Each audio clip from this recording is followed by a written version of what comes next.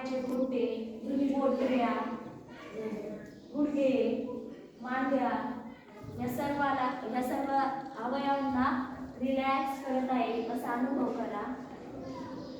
त्यानंतर हळूहळू आपले कंबर, आपले खांदे यांना रिलॅक्स करत आहे असा अनुभव करा. ही ऊर्जा आता आपल्या खांद्यांमधून आपले हाताचे बाहू, पोपट, हाताचे तळवे, मनगट यामध्ये चालली आहे आणि ती आपल्या हाताच्या सर्व अवयवांनाही रिलॅक्स करत चालली आहे असा अनुभव करा.